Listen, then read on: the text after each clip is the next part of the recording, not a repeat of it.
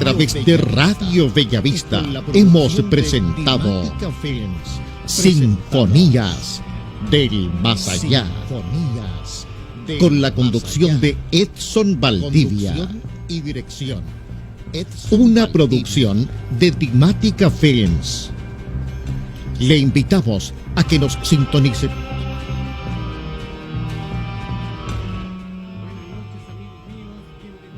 Nuevo capítulo de Sinfonías del Más Allá. Soy Edson Valdivia y les quiero agradecer por estar acá en este viaje hacia lo misterioso, este viaje hacia lo inexplicable como cada semana. Y hoy día no será la excepción. Y tenemos dos invitados que vamos a hablar de un tema que me gusta mucho, mucho a mí, y todos lo saben, que son los cementerios. Le voy a dar la bienvenida a Eduard Aravena, que es un visitador del cementerio. ¿Cómo estás, Eduard? Muy bien, muchas gracias. Muy buenas noches a todos. Qué bueno que estés muy bien. Y a Juan Carlos Arellano, que es un historiador y que sabe mucho de cementerio, de historia cultural antigua, y tengo un montón de preguntas que hacerle. ¿Cómo estás, Juan Carlos? Muy bien y buenas noches, saludos a todos los que nos están escuchando y nos van a escuchar desde el más allá. Ah, eso, muy bien.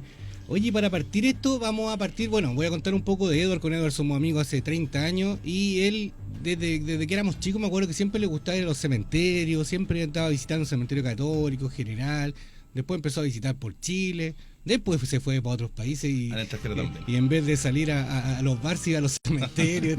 Es una cultura media rara. ¿Cuándo fue la primera vez que visitaste un cementerio, Eduard? A ver, es que tengo que contextualizar un poco esto porque de partida en la familia tenemos una florería en el cementerio. ¿Ya?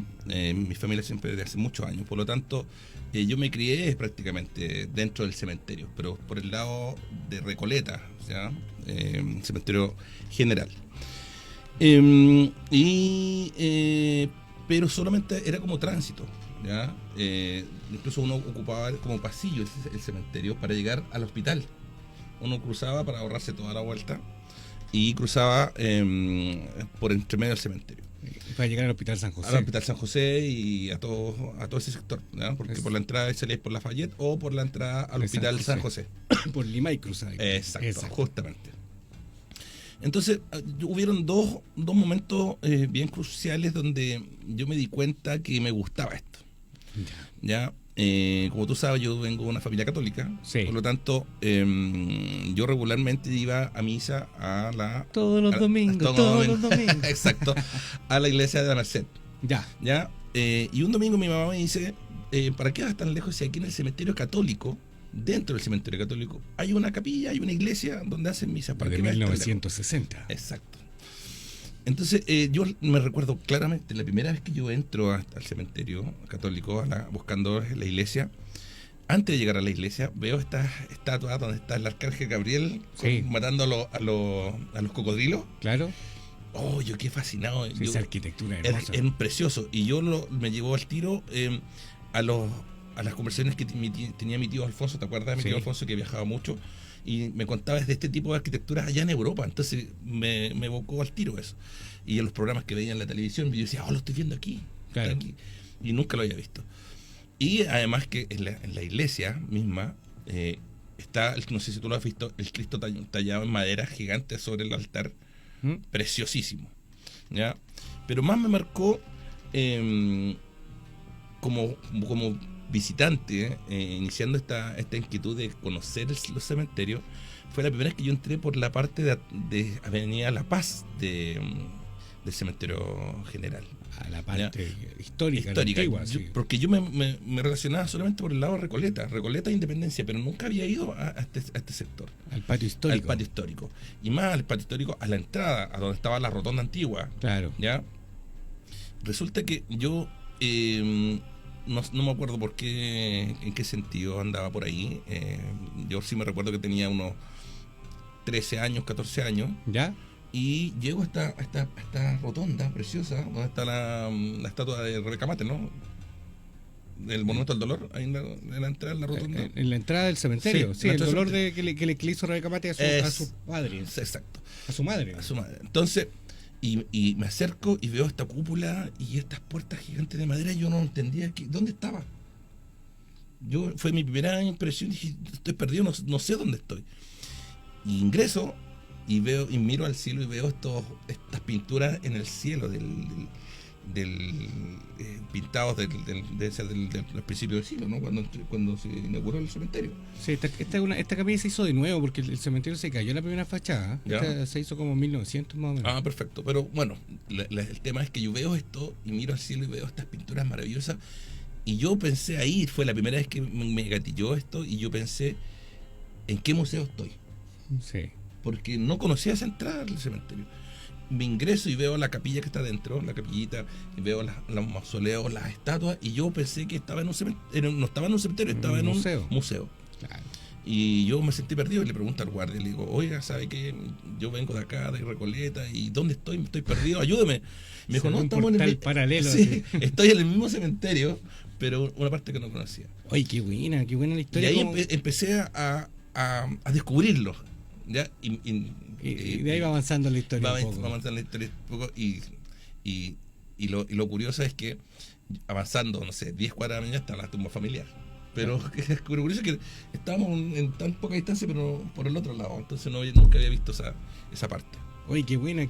Me gustó cómo así inicié. Todo esto te inició en este mundo. Pero tengo una pregunta para Juan Carlos. Mira, Juan Carlos, yo sé que sabe mucho de todo lo mortuorio que hay antes de que llegaran los indios con los españoles, como decía Dinamita Show. Pero, ¿cómo? Yo te decía cuando hablamos el otro día por teléfono, yo te decía, hablemos del pasado de Recoleta, pero tú me dijiste, no se debe denominar Recoleta, tiene otro nombre. Sí, por supuesto, porque Recoleta tiene que ver con el tema católico y la evangelización que vinieron a hacer acá. Así que tiene que ver más con la llegada de los curas, ¿ya? Pero ellos no llegaron a la nada, no llegaron a un lugar que desde ahí comenzó la historia, había mucha historia. Y antes de la llegada de los conquistadores españoles, antes de los incas incluso, o durante, estaba el gran curaca o cacique Huechuraba, que dominaba el valle entero. Es más, los mismos conquistadores españoles al principio dicen que vienen por Putaendo, llegan a Colina, después de ver una gran cerro que parece Pan de Azúcar, que ese es el cerro de las canteras, donde están los canteros que trabajan la piedra. En vez de tomar hacia el poniente, toman hacia el este y descienden al valle de Huechuraba. O sea, denominan al valle completo como Huechuraba. O sea, tenemos que reivindicar quién era este personaje que los mismos conquistadores españoles y los mismos incas decían que era el valle de Huechuraba, o el camino a Chile, o Ancha Chile, Mucho Frío, Chile. Entonces, yo siempre he tratado de reivindicar, por eso mi página se llama Historia de Huechuraba, no por la comuna, sino para tratar de reivindicar a este gran personaje perdido en la historia, que era dueño de todos estos terrenos. Y ¿De qué año estamos hablando más o menos? Estamos hablando hasta por estudios que ha hecho el Rubén Estever, el gran doctor en arqueología, gran amigo mío con el cual colaboro y trabajo. Él incluso anticipó la llegada de los conquistadores incas, casi en 200 años. Entonces, mucho de la historia de Chile se habla que había llegado en 1480, por ahí. No, él lo anticipó hasta 1200. Entonces, 1200. Podemos hablar que este valle, por lo menos antes de la llegada de los españoles y los mismos incas, solo la llegada de los incas hace 700 años y sin considerar las otras culturas. Entonces, ahí va el tema, ¿por qué Huechuraba? Si cuando viene la rebelión de Santiago, 1541, ese 11 de septiembre, donde mueren 7 caciques, no estaba el cacique o el curaca Huechuraba, así estaba Quilicanta, Vitacura y todas esas cosas, Apuquindo, que son incas, la gran mayoría, y de origen inca, no estaba Huechuraba. Entonces, si el mismo Estever anticipó o se devolvió más allá, 200 años, entonces, habían otros gobernadores incas, quizás uno gran importante fue Huechuraba, que dominaba estos terrenos acá. Entonces, eso es súper importante de mencionar, que en la zona norte siempre hay que mirarla y darle un contexto y una iconografía. Creo, desde mi perspectiva, que la distribución política que se hizo en 1981, en la dictadura, quizás quitó mucho de este tema del sentido de pertenencia y conocer tu territorio, en dividir el Gran Conchalí, e incluso ya en 1927 darle puesto a Conchalí esta gran faja de tierra acá en la zona norte, creo que no fue lo más indicado. Eso con respecto a eso. Lo otro, mira, no puedo dejar pasar lo que comentáis sobre la pasada por Recoleta. Mira, eso también quitó identidad, porque la entrada principal siempre fue la Avenida La Paz, fue concebida así. Y mucha gente piensa que esa entrada por Recoleta siempre existió, ¿no? Eso es de mediados del siglo XX. Sí. Incluso hay fotografías, yo mismo he subido fotografías sobre donde incluso antes que llegara el Quitapena había un almacén mirado desde Valdivieso hacia Recoleta, hacia el Cerro Blanco. Estaban las casas, incluso habían fábricas de hielo. ¿Ya? Entonces, después vino una expropiación a mediados del siglo XX, casi 130, 140 años o 130 años de ¿cómo se llama esto? Cuando se hizo el cementerio general.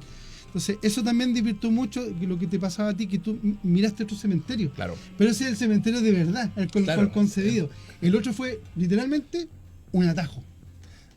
Así que no puedo dejar pasar ese tema. O complementar lo que tú dices. No sé si te respondo un poquito lo que tú me preguntabas sobre los Recoleta. Sí, eso, ¿cómo vamos a denominar a partir de ahora esta área? Mira, es más, hay varios grupos acá en Recoleta, hace el reconocimiento Lapu, Huachuraba, que el Cerro Blanco.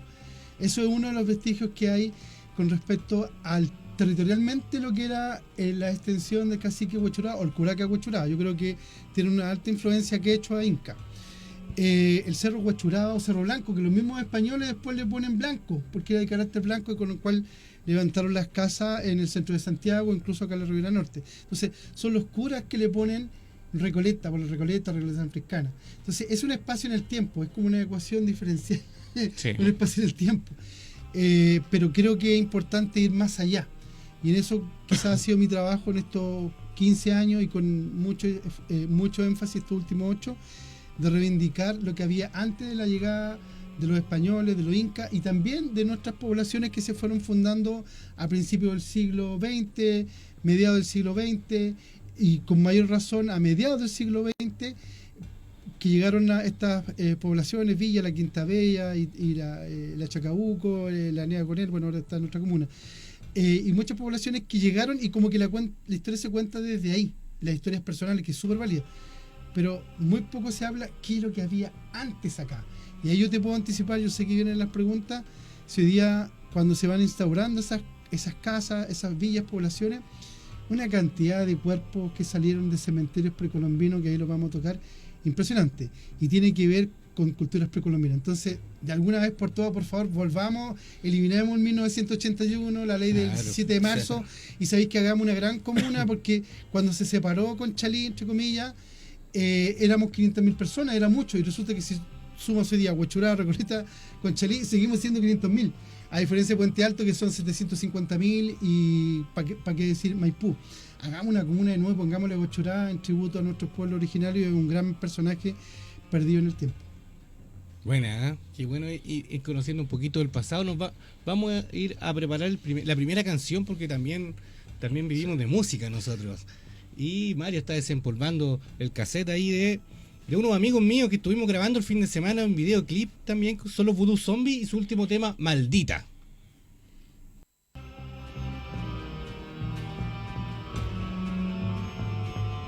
Estamos de vuelta acá en la 106.1 Radio Bellavista de Recoleta y en www.radiobellavista.cl. Estamos con Edward Aravena y con Juan Carlos Arellano en una conversación de cementerios. Oye, y vamos a preguntarle algo a Edward. ¿Cómo te preparas cuando vas a un cementerio? Me contaste que fuiste... me contaste algo interesante, un cementerio de Brasil, que te contaste con una tumba de chilenos allá. Bueno, un chileno. Te cuento la historia. ¿Pero cómo te preparas? A ver. ¿Con cámara? ¿Agüita? No, bueno, es como cualquier expedición, ¿no? Es como cualquier trekking. Tú tienes que preparar y ver dónde vas a ir a la visita, porque no es lo mismo recorrer el cementerio de Punta Arenas, donde te puede nevar, te llueve y el viento es intenso. No es lo mismo que acá en Santiago o en el norte. Claro. Las condiciones climáticas tú tienes que preparar físicamente, ir bien comido, con tu agüita, si hay mucho sol, llevar tu protector solar, porque esto es un trekking prácticamente dentro del cementerio donde puedes estar 2, 3 o 4 horas. Sí. Entonces tienes que ir preparado con tu equipo. A ver, hay diferentes tipos, para mí, catalogados como observación. ¿Ya? Yo regularmente la primera visita que hago, o el primer recorrido lo hago visual, sin grabar, sin tomar fotos. Ya, para echar un looking, como se dice. Exactamente. Y envolverme en el ambiente y en el paisaje, ¿ya? Y de ahí poder determinar qué es lo que más me gusta, lo que más me interesa grabar o fotografiar. ¿Ya? Perfecto. Y yendo a eso, en mi último viaje a Brasil, bueno, en el segundo viaje a Brasil que voy a este cementerio, descubrí el cementerio más antiguo de Río de Janeiro, que es el João Batista, ¿Ya? de 1835. Estuve algo averiguando, experto no soy, pero estuve averiguando algo. Qué bueno. ¿Ya? Así como te mandé las fotos, los videos, es muy parecido a la entrada del cementerio por la Avenida La Paz, En general, sí. es del General, y la arquitectura es muy parecida, pero igual hay mucha diferencia. ¿Ya? Dentro me encuentro con una sorpresa grande que nos une primero como Recoleta, que está la tumba de Santo Dumont, que es una de las avenidas importantes acá. Que antes se llamaba Rosario esa calle y le pusieron Santo Dumont. Exacto, ahí está la tumba de Santo Dumont. Y Aviador. el aviador, uno de los principales, de los primeros aviadores del mundo, Mm. junto con los hermanos Wright. Según lo que estuve, Ahí hay una disputa. ¿quién fue el primero que hizo el vuelo? Según algunos dicen que fue Santo Dumont, pero no llegó a inscribirlo antes que los hermanos Wright. Sí, hay una definición también de lo que es vuelo. Hoy día Claro. para nosotros es vuelo saber, pero en ese entonces incipiente que partían Claro que sí. y despegaban, ahí hay una definición también. Pero bueno, es importante en la aviación y tenemos el nombre de esa avenida y ahí está la tumba. Ahí está. ¿Ya? Y con un monumento bien bonito. Pero lo que más me llamó la atención, que cualquier persona que va a Río de Janeiro es como es un imperdible, el pan de azúcar, el Cristo Redentor, Las caipiriñas. las caipiriñas, Toda la las esquina. garotiñas Garotiña. y la escalera de Celarón. Celarón. Celarón. Celarón es un artista, fue un artista chileno, oriundo de Limache, ¿Ya? ¿ya? Artista plástico, pintor y ceramista, que viajó por todo el mundo dando su obra, y en los mediados de los años 80, en el 83 si no me equivoco, se establece en Río de Janeiro. Ya. Y él llega a una favela, que es la favela Santa Teresa, que está en el barrio de Lapa. ¿Ya? Bueno, esta escalera es muy famosa, no hay turista que no se vaya a tomar una foto de todo el mundo. Y él empieza él no vivía prácticamente ahí, tenía un taller cerca de ahí, pero él dijo, quiero aportar algo bonito a la sociedad, al barrio. Por lo tanto, él como ceramista empieza en todos sus viajes, en todo su recorrido, a traer cerámica y empieza a hacer mosaicos en la escalera. Y le cambia el Mira. ambiente. Por eso sentía el ruido ambiente. Sí, sí, exacto. Sí. Le cambia el ambiente y mejora la calidad de vida de la gente con solo hecho de llevar arte Claro. a la calle. ¿Ya? Pero resulta que en los años, cerca de los años 2012, si no me equivoco, 2013, a él lo encuentran muerto. Lo encuentran encontraron asesinado, muerto. ¿Ya? quemado en la misma escalera que él creó. ¿Ya? Chuta. Lo escucharon muerto. Y lo particular, ¿qué tiene que ver esto con el cementerio? Te preguntarás tú. Bueno, pasa que en este cementerio está la tumba de Celarón. ¿Ya? Y lo más particular, que era muy querido en la comunidad carioca, que cuando muere lo entierran en ese cementerio, que es uno de los más antiguos, en la parte nueva, donde hay un segundo piso, son galerías de segundo piso, ¿Ya? y ahí lo entierran debajo de una escalera. El símbolo de lo que No él me hizo. digáis que la acomodaron como la escalera que Y hizo. efectivamente le hicieron la réplica Qué buena. de su escalera, se la hicieron en su tumba. Entonces yo te recomendaría o invitaría a cualquier persona que vaya, tenga un viaje a Río de Janeiro y así como un día va a la Petrópolis, otro día va al Pan de Azúcar, otro día va al Museo del Futuro, deje un día para visitar este tipo de cosas como estos cementerios y se pueden encontrar con sorpresas como esta, como me la encontré yo. Y es precioso, es precioso. Y vale la pena conocerlo, Claro. y así uno se va interesando cada vez más y va descubriendo cosas en cada viaje o en cada visita de A cada mí me gusta cementerio. visitar los cementerios porque uno conoce cómo es el pueblo. Por supuesto. Uno conoce No, mucho y hay cómo diferencias, en cada cementerio hay diferencias notables entre uno y otro, Exactamente. independiente del país, es más que nada la región, Sí. no es que no está. Oye, es un buen tema, ¿eh? Porque al final lo que nos atrae es el tema de la arquitectura, Eso. porque es un reflejo de la historia, un momento de la historia. Lo pasa lo mismo acá en el Cementerio General. Y eso es súper importante a veces cuando tratamos de dibujar algo, de que el pudiente, cuando puede incluso en su muerte, porque nos está dejando un rasgo. Imagínate lo que pasa hoy día en los cementerios parques. Sí. es plano. Plano, No no. te deja nada de historia, o sea, con suerte sabes dónde está enterrado tal persona. Bueno, yo creo que también es un reflejo de nuestra idiosincrasia, nuestra cultura del cementerio, porque es un fiel reflejo, como por ejemplo, pongamos el ejemplo acá, el cementerio general. Tenemos los mausoleos de la gente de más de plata, tenemos después los nichos más y tenemos los últimos de tierra y ya los más pobres como lo hacen aquí en las fosas comunes. Es como un fiel reflejo de vida que se lleva el cementerio en la muerte. La Ahora, arquitectura las urbana. referencias- Ahora la arquitectura urbana. Claro, pero las referencias justamente se dan en estas grandes mausoleos Claro. que te dicen, mira, tú llegas a tal mausoleo que parece tanto Claro. y de ahí doble. Claro. Es increíble, que incluso te sirve como punto de De referencia, sí. Es que en 1890 cuando se hicieron estos mausoleos había mucha plata en el país. Además. Entonces, Sí, Y sabes salir que de- hay sí. yo encontré una similitud muy muy grande, debe ser por, yo no sé qué año fue inaugurado el cementerio general de acá, allá fue en 1835. 1821. Ah, Sí. estamos más o menos en lo mismo. Y porque la Diciembre arquitectura del es 21. muy muy parecida a la de allá. ¿Ya? Por ejemplo, acá hay una... O sea, ¿estás diciendo que nos copiaron? Nos copiaron, sí, sí, sí. Allá, por ejemplo, hay una tumba que es una pirámide egipcia, acá también hay una parecida, ¿no? Sí, hay harta. Ya, allá también hay una, casi la misma arquitectura de los mausoleos. La diferencia que ese cementerio, comparado con los de acá, con el cementerio católico y el cementerio general, es que allá no hay estos edificios. Mm. Se conservó plano, máximo 2 pisos, no hay más grandes. Pero es una arquitectura urbana como el general, porque acá el católico es una arquitectura basada en los cementerios italianos. Claro, Es otra, claro, es claro. otra Pero está el elefante arquitectura. blanco, que es un edificio de 7 pisos, de 5 pisos, ¿no? Y- Sí, es que son neogóticos, buen son tema, arquitecturas sí. Claro, neogóticas. pero allá en ese cementerio no encuentras, porque siendo así igual una ciudad de 22 millones de personas, que en una ciudad está todo Chile, Mm. hay Y más, hay más cementerios, más cementerios y unos muchos más grandes.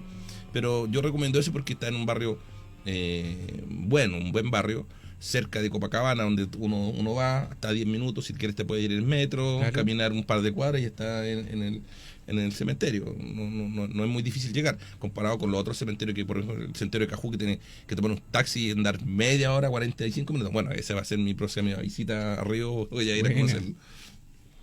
Oye, y bueno, estábamos hablando ya de 1980, 2012, pero me quiero ir al pasado a preguntarle a Juan Carlos sobre los incas acá, en el lado norte. Tú el otro día me hablabas cuando nos conocimos y conversamos, me hablabas de los rituales que hacen ellos mortuorios y que han encontrado a muchos enterrados. Sí, pues aquí hay ceremonias. Y eso, y ceremonias no solo de los incas, estamos hablando de una forma de catalogar también cierto grado de antigüedad, por no dar años.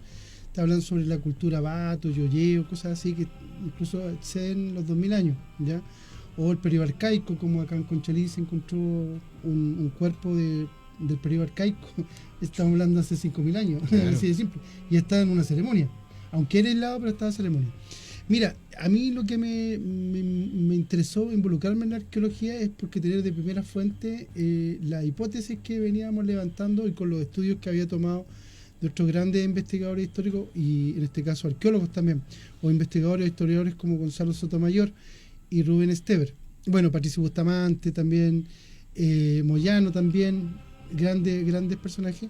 Y tener ese acceso de ver que los cuerpos están en alguna medida mirando hacia su cabeza hacia el este, ¿Ya? donde sale el sol, o sea, esperando volver a nacer. O sea, en la mañana se vuelve a nacer y en la tarde se muere o se duerme. Entonces, son innumerables los hallazgos en el Valle del Mapocho y acá en la zona norte de Santiago, con ceremonias importantes. Y estamos hablando desde que hoy, en cualquier momento, hoy día, de un trabajo de un proyecto inmobiliario o un proyecto de obra pública, siempre se encuentran cuerpos y cementerios. Y no han sido pocos los últimos 50, 70 años. Huechuraba, Recoleta, Conchalí, Quilicura, ¿para qué decir Quilicura? Sí. La cantidad de cementerios, y todos tienen un ritual. O sea, hay una ceremonia importante y simbolismo de tratar de volver a nacer. O sea, lo mismo que hacían los egipcios con los cuerpos y con sus utensilios que se iban a ¿cómo se llama? A la muerte, pero pensando en volver. Así que eso también es súper importante reivindicar, que estos temas mortuorios no son recientes, sino hace miles de años también en el valle y acá en la zona del norte había una ceremonia importante y muy muy involucrado con los solsticios, con los equinoccios y con algunos lugares simbólicos, porque ellos donde vivían morían Claro. y eran enterrados, entonces convivían con ellos y también con sus utensilios, cosas así. Y en ese tipo de cosas no había también sacrificio y ese tipo de cosas, ¿no? Como lo que conversamos fuera del aire del Cerro Plomo. Sí, mira, buen punto. Sí, efectivamente, bueno, acá en el Valle Mapocho tengo que ser claro, no hay hallazgos de mapuche en tema arqueológico, no hay ningún hallazgo de la cultura mapuche. Sí te puedes encontrar de la Inca. ¿Y por qué digo los mapuches? Porque en el sur también, hasta hace poco, la década de los 60, después del terremoto de Valdivia, hubo una ceremonia de un tributo de un hijo por un mapuche a los dioses para que dejara temblar. Estamos hablando a la vuelta de la esquina. Sí, a la vuelta de la esquina.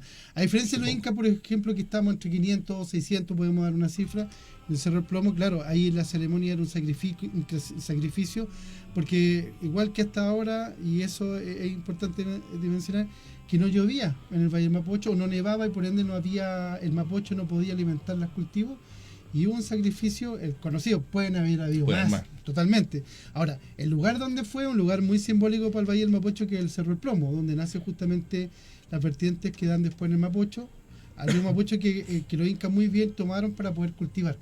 Así que sí, hay sacrificio, y eso no solo acá, si uno mira también México, claro, Guatemala, lo que eran los mayas aztecas, siempre también me preguntan, me dicen, oiga, profe, ¿qué pasa si los españoles no llegaban? ¿Cuánta gente menos se hubiera muerto? Yo digo, no sé si menos, porque los sacrificios, en ver cómo desapareció el pueblo maya entero y los aztecas, con la cantidad de sacrificios que se han encontrado en las pirámides, una serie de lugares donde son miles y miles de cadáveres de sacrificios a sus dioses. Entonces, o moríamos por los españoles o moríamos por los sacrificios. Así que eso era un ritual endémico en la vida. Qué buena. Oye, ¿qué pasa cuando encuentran un cuerpo? ¿Qué es lo que hacen? Mira, esa es muy buena pregunta. Es más, yo estoy con una campaña hace un buen tiempo atrás ya, lo he coordinado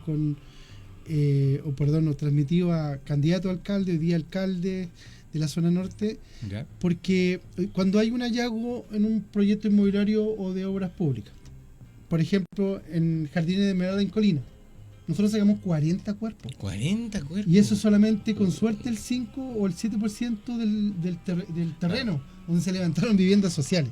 O sea, podemos perfectamente haber encontrado 500, 700 cuerpos en un cementerio y ahí están las viviendas sociales. Por eso es súper importante la planificación. Cuando tú vas a adquirir un terreno, yo creo que es importante, súper claro, un buen estudio primero de qué es lo que había en ese lugar para minimizar este tipo de cosas, porque después se tranca la moto y después toda la culpa se le echan al Consejo Monumento Nacional, claro, que no avanza. Yo conozco un poco el tema de la construcción y yo he escuchado mucho de que cuando hacen un edificio, los cimientos del edificio, encuentran hallazgos y ellos prefieren ocultarlos, botar los cuerpos, porque si no paran la obra. Mira, y eso les significa millones y millones y millones. Eso es por una mala planificación. Si tú haces el estudio previo, te ahorras una cantidad importante de pasos y trabas que después se van en el tiempo. Pero yo he escuchado mucho eso. Sí, se da, pero eso por una mala planificación, insisto. Y haciéndose cargo de eso, ¿qué hacemos con los cuerpos que se encuentran? De los que sí se declaran y se hace partícipe el Consejo Monumento y la empresa de arqueología. Van a parar a cajitas, a museos. ¿A cajitas? A cajitas, a cajas de museos para que reciban esos restos. Museos que en Santiago ya no están recibiendo. Por ejemplo, Jardines de Esmeralda se fueron a San Antonio, al Museo de San Antonio. ¿Ya? Nosotros encontramos Huachurada con Rubén Esteban, encontramos algunas otras cosas. Pero eso se clasifica, se estudia, totalmente. Mujer, niño. O sea, primero, causa de muerte. Los antropólogos físicos cumplen un rol fundamental en este tipo de rescate arqueológico y levantamiento mortuario. Los antropólogos físicos nos permiten preliminarmente determinar de qué cultura son, sus costumbres, junto con el arqueólogo. Se clasifican efectivamente, pero van a parar a caja. Entonces, yo te pregunto, mira que nosotros nuestros pueblos originarios y acá y aquí, que no hay que respetar, van a parar al museo las cajitas. Alguien que lo lloró, lo sufrió, le hizo un ritual. Imagínate en 100 años más, tu familia, tus familiares que han fallecido, alguien compra el parque y recuerda, un ejemplo. Claro. Y lo enajena hace 50 años más la empresa norteamericana que tiene los dueños y lo vende. Y en 50 años más alguien se le ocurre en ese lugar levantar edificios. Y empiezan a aparecer cuerpos. En esos cuerpos que todos lloramos, todos le fuimos a hacer una sagrada sepultura, tu ligazón está con ellos, y vayan a parar a caja. ¿Te parece? Bueno, es lo mismo que está pasando con los pueblos originarios. ¿Cuál es mi propuesta? Que el cementerio general, con esa capacidad instalada que tiene, no solo tenga un lugar de reconocimiento a los pueblos originarios para que hagan sus Que actividades, que ahí hagan las bóvedas centrales para que vuelvan a hacerle nuestros pueblos originarios, cualquiera que lleve la batuta en este momento, como lo hacen el pueblo de Aymara, por ejemplo, del norte, que cuando encuentran esto, los vuelven a enterrar a los abuelos, le dicen, y le hacen una ceremonia en esta bóveda. Con esa capacidad instalada que tenemos en el cementerio en general y teniendo la administración acá, creo que efectivamente es una voluntad prácticamente política, pero sumamente efectiva y un reconocimiento a nuestros pueblos originarios como debe ser, para que en 50 o en 100 años más, cuando nos toque a nosotros, no vamos a parar la cajita a un museo que tampoco se pueden exponer.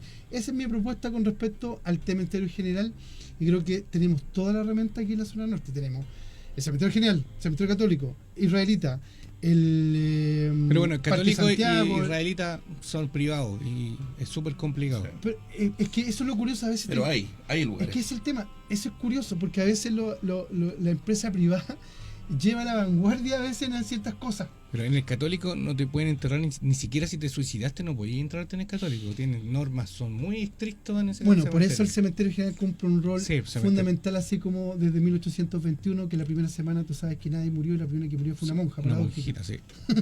Es que antes era el cementerio católico de acá, pues hasta que... Pero hay más cementerios, lo de los leprosos, por ejemplo, que está en la orilla del Mapocho, hay donde está Renca, donde está el Parque Internacional, también un gran tema de lepra, donde está la calle Bulne con Balmaceda, ahí había un gran cementerio. Van quedando en el olvido. Discúlpame si no me equivoco, yo estudiando un poco el pasado de los cementerios, en Avenida Mata con Santa Rosa, donde está el hospital, había un cementerio, me di cuenta que había un cementerio muy grande, que era como el cementerio de la zona sur. Pero mira, te voy a dar otro caso. Yo acabo de escribir mi segundo libro en Ñuñoa, porque yo integro ya toda la región metropolitana. La iglesia del Carmen se levantó sobre un cementerio precolombino. No, chuta. Tú, en el centro de Santiago, no puedo dar el nombre, lugares, hay rescate, hay tema arqueológico, y hay cuerpos donde antes hubo escuelas ligadas o colegios primaria a los jesuitas, y ahí están los cuerpos hasta con Tembetá. ¿Tú sabes lo que significa eso, Tembetá? Que llegaron, tuvimos una alta influencia del Amazonas acá, y vuelvo a insistir, todavía por lo menos yo no he encontrado una sola pieza mapuche, pero sí hemos encontrado de la cultura Bato Yoyeo, Inca y con Tembetá. Eso es una alta influencia de esta conectividad que tenemos sobre el pueblo americano. Pero todos los proyectos, créeme que un porcentaje, yo calculo entre un 20 y 25% de los proyectos se encuentran cuerpos y en ceremonias mortuorias. Eso te iba a preguntar, cuando se empezó en 1970 a construir el metro en Santiago, ¿cuánto encontraron en todo Santiago? Y siguen hasta el día de hoy, pues hay varias paralizaciones justamente del metro, porque el metro cumple un rol muy importante con respecto al rescate patrimonial. Pero no siempre lo ha cumplido, ojo, claro. Porque también son muchas empresas externas. Te voy a dar un ejemplo. Estación Los Libertadores. Hace el año 2012 se encontró cuerpos precolombinos y hasta megafauna prehistórica. Y la empresa que estaba a cargo de eso los apiló y los descartó. El metro estuvo expuesto a una multa de más de 12.000 millones de pesos por no haber hecho el protocolo de cumplimiento de conservación. Entonces sí, en el metro en diferible Mata con O'Higgins, Mata con Santa Rosa, en Ñuñoa, ahora en Providencia con la línea nueva también. También se han encontrado bóvedas impresionantemente importantes de cementerios precolombinos. Y como te decía, aquí si tú excavabas la Quinta Bella, cuando se hicieron la Quinta Bella y todas las poblaciones acá, seguían saliendo. Yo conozco un caso acá en la construcción de el Mall del Centro. El Mall del Centro, esos terrenos eran de los dominicos, de la Recota Dominica, que está en Santo Domingo, y esos terrenos son de ahí. Y porque tengo una persona que trabajó ahí. Y encontraron, cuando hicieron los subterráneos, encontraron tumbas. Pero como todo ese terreno es privado, ¿qué hicieron? Ellos consiguieron trasladarlo en el mismo lugar donde no estaba construido, hicieron unas nuevas tumbas, las corrieron como, no sé, 10, 20, 30 metros más allá, donde no se iba a construir, y las volvieron a Mira, si poder continuar con yo te dijera la cantidad de hallazgos que hay cada semana, ustedes se dan de espalda. Así que no se hacen público. Claro. Y hay ahí voy a hacer una crítica aprovechando el metro, cada vez que encuentra algo, tiene un protocolo, salvo esa excepción que dijimos de los Libertadores. Pero ustedes han escuchado alguna vez en la construcción de las autopistas urbanas Nada. que se hayan paralizado por un hallazgo importante arqueológico? Nunca. ¿Y sabes por qué? ¿Mm? Porque cuando Ricardo Lagos era ministro de Obras Públicas, negoció con los españoles y ellos le dijeron, mira, si nosotros tenéis que aislarme, me tienes que excepcionar de este tema para nosotros poder avanzar. Y por eso tú vas a ver que puede que haya un hallazgo, pero así a nivel público nunca has escuchado un hallazgo en una carretera urbana. Oh. Pero sí en el metro que excava y encuentra. Claro. Excava y encuentra. Y las carreteras tú me dices que hicieron un tremendo estudio para levantar donde corrían las... Oye, qué buena conversa que estamos teniendo, pero va avanzando la hora y vamos a prepararnos para escuchar nuestra segunda canción, que este es un lanzamiento por primera vez que están en radio, que es un grupo que se llama Clavijeros, y son un grupo de blues, rock blues. Clavijeros. Y son bastante buenos. Y este tema se llama Ajedrez. Este es un tema que grabaron hace un mes. Ahí va, Ajedrez de Clavijeros. Aquí estamos en la 106.1 Radio Bellavista de Recoleta. Y eso era Clavijero. Y con su canción Ajedrez. Les mando un gran saludo. Son amigos míos ellos. Y están lanzando este disco que lo grabaron hace súper poco. Seguimos con esta conversación nocturna de cementerios. Y quiero preguntarle, bueno, está muy interesante todo esto, que me quedó dando vuelta, Juan Carlos, el tema de cuando encuentran un cuerpo, ¿cómo tiene que proceder esta mobiliaria? ¿Qué tiene que hacer? ¿Lo llega y lo entierra? ¿O Sí, bueno, cómo lo hace? Como te digo, generalmente nunca los muertos están solitos. Hay un número, hasta como lo que hablaba en Quilicura o en Colina, incluso acá en el sector norte, varios cementerios. Mira, esos cuerpos los levanta un antropólogo físico, hay todo un procedimiento y después se tienen que llevar a algún museo. Y los museos acá ya no hay capacidad. Hoy día, cuerpos que se encuentran en la región metropolitana, en el Gran Santiago, se están yendo a regiones. Ahora, eso la inmobiliaria o la FIN, en este caso Obras Públicas, o quien esté también liderando el proyecto, tiene que financiar no solo el análisis, sino también para que un museo lo reciba. Entonces, por ejemplo, si hay un proyecto aquí local, acá ¿Ya? en Recoleta, o en cualquier comuna de la región metropolitana o zona norte, va a recibir un dinero por recibirlo. Qué bueno. Entonces, yo te digo, y eso es solamente los cuerpos, si miramos la cantidad de fragmentos de cerámica y temas que también tienen que pagar las inmobiliarias para que lo reciba un museo, este proyecto estaría altamente autofinanciado y con un superávit, porque hoy día no hay capacity en los museos, están repletos. Yo creo que es un llamado importante a no tener solo un museo de sitios, son muchos, porque los proyectos inmobiliarios en tiempos de crisis, imagínate, se siguen dando. Imagínate cuando vuelva de nuevo a todo este tema de la construcción y se multiplique por 5. ¿Dónde van a ir a parar esos cuerpos? Por eso el cementerio general recibiría dinero por esta ceremonia. Oye, se me vino a la mente, bueno, tú dijiste cualquier comuna y estas casonas gigantescas que están abandonadas en el barrio Concha y Toro, que yo conozco un par y la están restaurando, pero como que de a poco, como que no logran restaurar porque son muy grandes.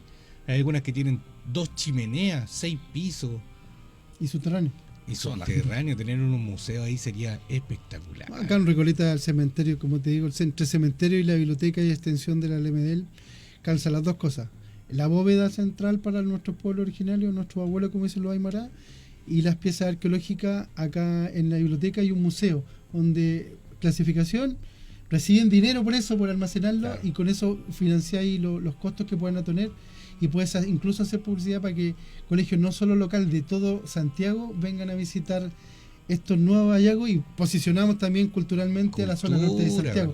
Cultura por todos lados financiada y el dinero está ahí. Claro. Está, así que voluntad nomás. Sí, pues, hay que darle con esos proyectos. Oye, sigamos avanzando en los temas. Los cementerios siempre se piensan que están ligados a historias paranormales. Ojo, sí. Tú, Eduardo, en todas estas visitas que llevas, ¿cuántos? 100 años visitando cementerios. No, más o menos. Andaba con Bernardo Higgins sí, de la mano. Así sí, que, ¿has encontrado algo en estos cementerios? Mira, la verdad, en mis visitas de día, no. ¿Ya? A mí no me ha pasado ningún tema extraño en las visitas de día, haciendo turismo, por decir de una manera. Ya. Pero sí me ha pasado en los turnos nocturnos. Ah. yo ayudaba en los turnos nocturnos del cementerio general a la producción, pero no en todo el cementerio. Yo no te podría decir, hay un cementerio más cargado que otro, pero sí sectores del cementerio que están cargados. Que sentir más fuerte. Claro, por ejemplo, yo que estoy acostumbrado a andar en el cementerio de día y de noche, yo la parte que a mí me aterra, a mí me da miedo, y he visto cosas, si se mueven las cosas, en el patio de los niños. Ya, acá en el cementerio En general. el cementerio general. Ya. Yo, ese lugar a mí se me eriza la piel. Ya, he estado de noche 2 o 3 veces en ese lugar y siempre es lo mismo. Así como película de terror. Tú vas caminando y se prenden los juguetes. Tú ves sombras pasar y están, siendo que uno está solo, tú ves cosas pasar, se mueven los juguetes, se abren las tarjetas, empiezan a sonar las músicas. En Navidad es terrible. Claro, y además que por ejemplo los giravientos, ¿cómo se llaman los pavientos? Que se mueven solitos cuando no hay ni viento y se mueven y empiezan a girar. Y yo creo... ¿Cómo se llaman esas cositas? Se me olvidó. Los remolinos. Remolinos. Los remolinos de viento. Empiezan a girar siendo que no hay viento. ¿Ya? Y yo esto lo atribuyo porque como yo trabajé mucho tiempo en el cementerio vendiendo flores, me tocó ver que, bueno, estamos hablando que para nosotros son energías, ¿cierto? Cuando uno se va, la energía de la persona que queda. Y yo he visto que en ese sector, por ejemplo, los deudas, los papás que perdieron a la criatura, todavía le siguen celebrando incluso los cumpleaños. Sí. Ya le llevan torta, llevan las cornetitas, las chayas y todo, y llevan amiguitos y todo. Y yo creo que ese tipo de cosas no dejan que esta energía tal vez se pueda disipar o ir, está como que se concentra todo ahí. Y es las únicas veces que yo he sentido algo. Y en el otro cementerio que me pasó a mí, que es un cementerio ilegal de mascotas. ¿Ya? Que hay un cementerio ilegal de mascotas acá en el Cerro Renca, por la parte de atrás. Al lado del Quilicura. Al lado del Quilicura. Lobosa, Al lado del Quilicura, no. ¿No el cementerio de Quilicura? Al frente de Lobosa hay un camino que se llama Camino Cementerio. Hay otro más, porque hay uno de mascota al lado del cementerio de Quilicura. No, esto es Renca, por el Cerro Renca. Pero tú conocías ese cementerio de mascota, ¿no? No, de ese no lo conozco. Tenés que ver, porque eso, perdona que te interrumpa, me tocó, quizá una de las cosas más fuertes que me ha tocado en mi vida de investigación, ¿Ya? ver que lugares donde están en tierra las mascotas estén mucho más presentadas que el entierro de un ser humano. Eran muchas veces, sí. Y a veces muy, muy bien cuidadas. Como te digo, en este cementerio que es ilegal, tú entras por la calle del cementerio frente a los Echever, se tomaron el pedazo del Cerro Renca, literalmente se lo tomaron, porque está allá del camino, y empezaron a construir las tumbitas. Y tú ves tumbas, les ves juguetes, y ahí yo también, la energía que siento es muy, muy, muy potente. También le dejan juguetes, realmente a veces tú estás mirando y los juguetes se mueven solos. Y eso no se ve en todos lados. En el levantamiento que me tocó hacer, ahora que estuve en el cementerio católico harto rato, encontré tumbas de niños de 1900 y que ya están pero olvidadas. Un día estaba cerca de Navidad, me acuerdo, y llego allá y todos tenían huevitos de chocolate. Quiere decir que alguien de los chicos que trabajan en las urnas, en los entierros, fueron y dejaron huevitos a todas estas tumbas de niños, pero son niños que 1900, 1901, o sea, ya no, las tumbas están súper gastadas en el cementerio católico, están al fondo. Así que es terrible igual. Y ahí ni siquiera siento energía mala, yo no siento nada ahí en esa parte.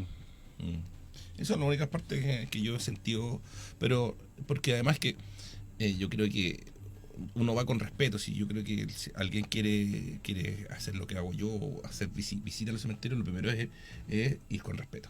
Exactamente. Ir siempre con respeto, con permiso. De repente pasa que de repente quiere tomar hacer una buena toma y uno tiene que pasar por algún lugar o por encima de una toma, pedir permiso. Yo por lo menos así lo hago yo pido permiso si tengo que entrar a una parte que, por decirlo así, no me corresponde. Estoy invadiendo un lugar, camposanto de descanso de un alma o de un cuerpo, de una familia. Por lo tanto, uno tiene que ser lo más respetuoso posible, llevarse la basura, no tratar de que el lugar quede mejor de como lo encontré. Claro. ¿Ya? Porque el fin no ir a hacer daño. ¿ya? Tampoco sacar cosas, llevarse cosas. Hay gente que, no sé, estila llevarse cosas como recuerdo, y yo creo que eso es malo. Porque Exactamente.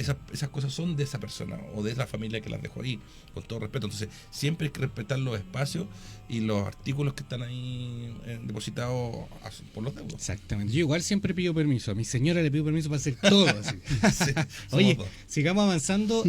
Tengo algunas preguntas para Juan Carlos, porque nosotros con el Fernando Navarro hacemos investigaciones paranormales para psicólogo, el investigador, y nos llaman mucho de acá de Recoleta, o del área norte. Área norte, de Huachurá. De Huachurá, claro. Y porque las casas del Salto, Recoleta, se prenden los instrumentos, pero mucho. Y yo estaba pensando ahora, acá tienen que haber habido muchos cementerios por estos lados. Cementerio sobre cementerio. Cementerios Sí, sobre totalmente. cementerios. Por eso, abramos nuestra mente un poco, dejemos de pensar en nuestra historia reciente y pensemos lo que yo te transmitía sobre el proceso, los procesos fundacionales en este valle y la cantidad de gente que estaba en este valle, que no existían cementerios y se enterraban en el mismo lugar. Entonces, recuerda que el antiguo Conchalí se empezó a poblar fuerte en los años 50, de ahí fuerte, y ahí se levantaron muchas villas, poblaciones, y tú pregúntale a alguna si es que no siente o no conoce a alguien que diga que pena en el lugar. No. Entonces uno generalmente tiende a pensar a muertes trágicas, cosas así, o O recientes. muertes de ahora. De ahora no, esto es endémico. Mira, y ahí yo tengo una historia que les traje, que esto es totalmente verídico, incluso ¿Ya? el otro día lo conté y tengo testigos, eso es lo bueno. Mi hermano, siempre viviendo acá en el sector de Recoleta, hace como 20 años atrás, más o menos, yo fui a arreglar la bicicleta aquí en el sector de Rosende con Recoleta, ahí Perfecto. viven mis padres, ¿ya? Sí. Hay un taller de bicicleta y todo el cuento. Llevo la bicicleta, la llevaba en el auto, hablo con la persona que arreglaba, que era amigo mío, me conocía de chico, y con mi hermano, listo, todo el cuento, y nos damos vuelta y aparece una señora bajita de gris. Y me dice que está perdida y por favor si la puedo acompañar a su casa. Yo, perfecto, le dije yo la llevo en el auto. ¿Dónde vive?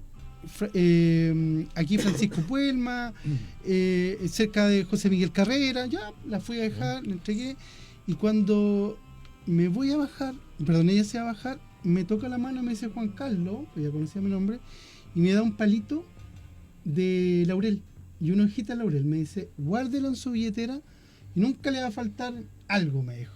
Perfecto, mi hermano fue testigo. Yo meto la cosa en la billetera, me doy vuelta y la señora desapareció. Desapareció. Pero mira, esa historia no me trajo tema. Yo dije, qué rápido, a lo mejor vivía muy cerca. Pero en esto, justamente para mi segundo libro, yo estaba investigando con la gente acá de la Vuelta de la Herradura, ¿Ya? los campesinos que han vivido toda la vida endémicamente de ahí. Y estábamos con un fogón ahí, ya haciéndose la tarde, en invierno llovía, pero bajo unas latas ahí, contando historias. Y me dice, mira, ¿tú has vivido cosas paranormales? Sí, pero no le dije nada. Mira, porque acá, yo era muy chico, 60 años atrás, yo venía en mi carreta y aquí por el sector del Salto venía una señora de gris, bajita, y que me pidió que estaba perdida y si por favor la podía llevar. Y curiosamente era el mismo sector donde yo la había llevado, Sí. pero en auto, Claro. 60, 70 años después. Y también le dejó un registro físico y después que la fue a dejarse de vuelta desapareció.